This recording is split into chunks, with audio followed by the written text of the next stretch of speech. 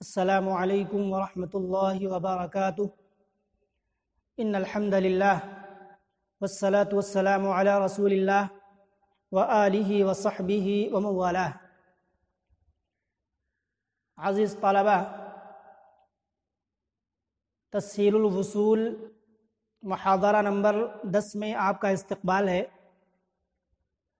آج کے درس میں ہم اور آپ یہ جانیں گے کہ کیا نسخ جائز ہے اور شریعت میں نسخ کا وجود اور نسخ کا وقوع ہے یا نہیں۔ انشاءاللہ العزیز یہ باتیں ہم اور آپ جاننے کی کوشش کریں گے۔ تو کہہ رہے ہیں جواز النسخ و وقوعہ، نسخ کا جواز اور اس کا وقوع، یعنی نسخ کا جائز ہونا اور اس کا واقع ہونا۔ تو کہہ رہے ہیں النسخ جائز عقلا وواقع شرعا، کہہ رہے ہیں کہ نسخ یہ عقلاً بھی جائز ہے اور شریعت میں واقع بھی ہے۔ تو عقلاً جائز ہے، کیوں؟ اس لیے کہ شریعت عقل کے عین مطابق ہے۔ اللہ رب العالمین نے جو شریعت اور قانون سازی کی ہے تو وہ شریعت انسانی عقل کے عین مطابق ہے۔ لہذا جس طرح عقل چاہتی ہے کہ وقت اور حالات و ظروف کے اعتبار سے چیزوں میں بدلاؤ ہونا چاہیے، تبدیلی ہونی چاہیے۔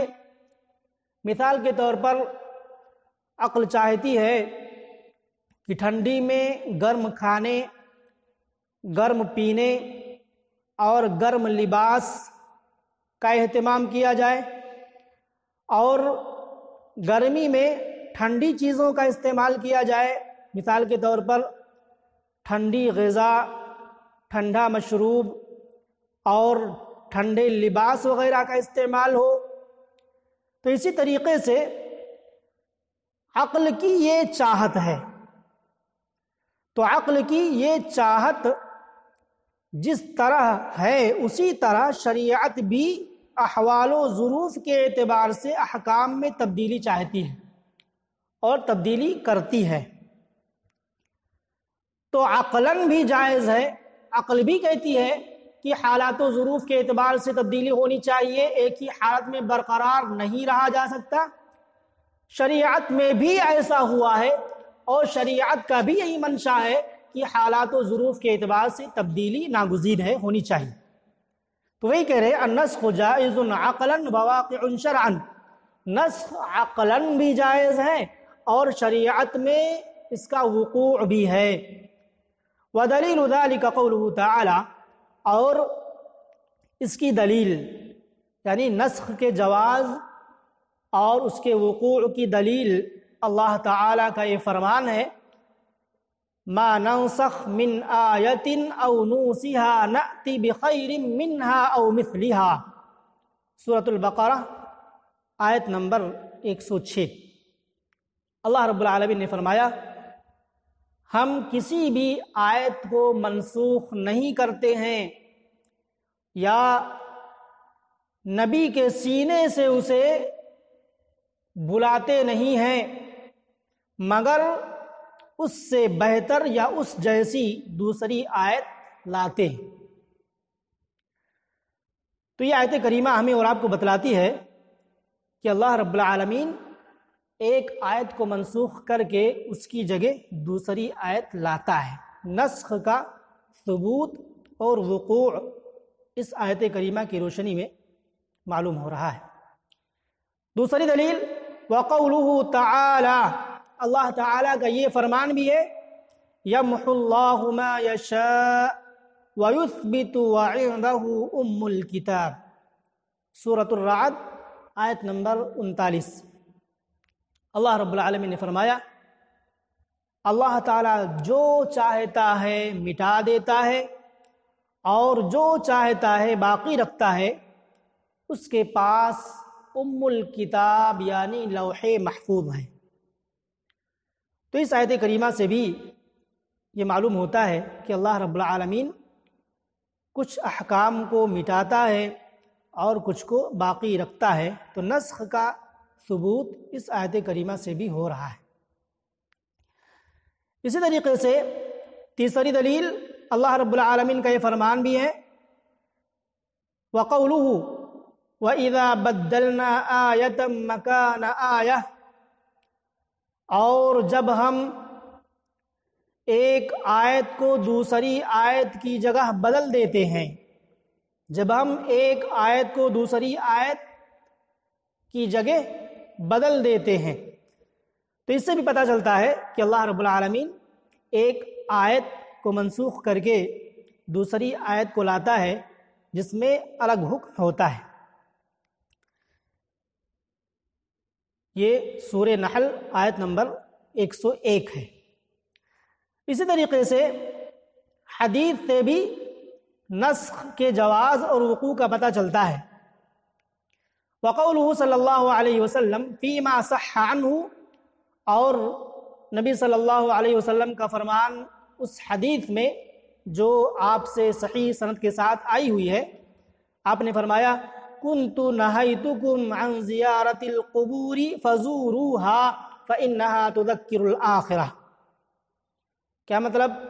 اللہ کے رسول نے فرمایا میں نے تمہیں قبروں کی زیارت سے منع کیا تھا، فزوروها، پس اب قبروں کی زیارت کرو، فإنها تذکر الآخرہ، اس لیے کہ قبریں آخرت کی یاد دلاتی ہیں۔ تو شروع میں اللہ کے نبی صلی اللہ علیہ وسلم نے قبروں کی زیارت سے منع فرمایا تھا۔ لوگ نئے نئے اسلام میں داخل ہوئے تھے، ایمان ابھی اتنا مضبوط نہیں تھا، اس بنا پر اللہ کے رسول صلی اللہ علیہ وسلم نے شروع میں قبروں کی زیارت سے منع فرمایا تھا، لیکن جب ایمان کے اعتبار سے لوگ پختہ ہو گئے تو اللہ کے نبی صلی اللہ علیہ وسلم نے قبروں کی زیارت کا عام حکم جاری فرمایا۔ تو پہلا جو حکم تھا وہ منسوخ ہو گیا، ختم ہو گیا، اور دوسرا حکم یعنی قبروں کی زیارت کا حکم اللہ کے نبی صلی اللہ علیہ وسلم نے دے دیا، اور وہ آج تک باقی ہے۔ اب کہہ رہے ہیں فَدَلَّ ذَلِكَ عَلَى جَوَازِهِ عَقْلًا وَشَرْعًا إِذْ لَوْ كَانَ مُمْتَنِعًا لَمْ يَقَعْ لَكِنَّهُ وَقَعَ لِلنُّصُوصِ الْمَذْكُورَةِ وَمَا فِي مَعْنَاهَا۔ کہہ رہے ہیں کہ گزری ہوئی یہ تمام باتیں عقلاً اور شرعاً نسخ کے جواز پر دلالت کرتی ہیں۔ نصوص سے پتہ چلتا ہے، قرآنی آیات سے، نبی صلی اللہ علیہ وسلم کے فرمان سے، کہ نسخ کا جواز ہے، نسخ جائز ہے، اور شریعت میں اس کا وقوع بھی ہے۔ کیوں؟ اذ لو کان ممتنعا، اس لیے کہ اگر نسخ یہ ممنوع ہوتا، منسوخ ہونا اس کی اجازت نہ ہوتی، تو پھر شریعت کے اندر اس کا وقوع نہ ہوتا۔ لیکن مذکورہ نصوص کے اندر جو نصوص بیان کیے گئے ان کے اندر نسخ کا وقوع ہوا ہے، اور اسی طریقے سے ان نصوص کے مفہوم میں جو دوسری آیات اور حدیثیں ہیں ان میں بھی نسخ کا وقوع ہے، تو معلوم ہوتا ہے کہ شریعت کے اندر نسخ کا جواز بھی ہے اور وقوع بھی ہے۔ تو آج کے درس میں ہم نے اس نقطے پر بحث کی کہ نسخ کا جواز اور اس کا وقوع شریعت میں ہے یا نہیں، تو معلوم ہوا کہ جواز بھی ہے اور شریعت کے اندر نسخ کا وقوع بھی ہے، اور بھی مثالیں آپ کے سامنے آئیں گی، اور اس سے پہلے بھی وہ مثال آ چکی ہے کہ شروع اسلام میں ایک مسلمان کو 10 کافر سے میدان مقابلہ میں میدان جنگ میں لڑنا واجب تھا، لیکن وہ حکم منسوخ ہو گیا، وہ آیت کریمہ جو پہلے نازل ہوئی تھی منسوخ ہو گئی، پھر اس کے بعد ایک مسلمان کو 2 کافر کے مقابلے میں لڑنے کا وجوب آ گیا۔ تو بعد میں جو آیت کریمہ آئی وہ ناسخ، اور پہلے جو آیت کریمہ تھی وہ منسوخ ہو گئی۔ تو اور بھی بہت ساری مثالیں ہیں، آپ اس بحث کو دوسری کتابوں میں بھی دیکھ سکتے ہیں، پڑھ سکتے ہیں اور مزید تفصیلات جان سکتے ہیں۔ اللہ رب العالمین سے دعا ہے کہ اللہ رب العالمین ہمیں کتاب و سنت کے اصول اور ضوابط پر عمل کرنے کی توفیق عطا فرمائے۔ ھذا وباللہ التوفیق۔